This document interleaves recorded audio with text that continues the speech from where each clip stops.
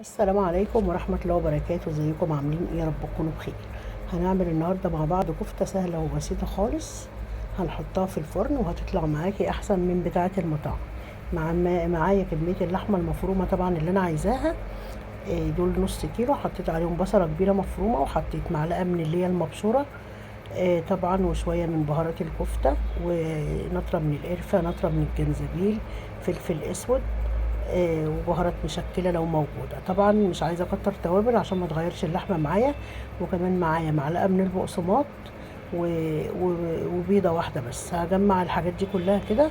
وطبعا البصل بميته من غير ما اصفيها، لان عايزه الكفته دي تبقى طريه. طبعا حاطه فيها بيضه وحاطه فيها بقسماط، هتدي طعم حلو جدا. قلبت بقى اللحمه المفرومه كده لحد ما تجانست وبقت بالشكل اللي انتوا شايفينه ده. بعد ما خلصتها هغطيها بكيس او اي حاجه واعينها في التلاجة. دي اكياس بتيجي جاهزه كده، عامله زي التربو، بيبقى لها استك. بتدخليها للحاجه اللي ملهاش غطا وبتعينيها في التلاجة بالشكل ده. طبعا بتعزل طعم اي حاجه وريحه. طبعا طلعت بقى الكفته بعد ما خدت وقتها في التلاجة. جيب صينيه معايا، ويستحسن تكون صينيه ألمونيا بتحتفظ بالحراره شويه. و وطبعا هبدأ دلوقتي اصبع الكفتة بالشكل اللي انتوا شايفينه ده.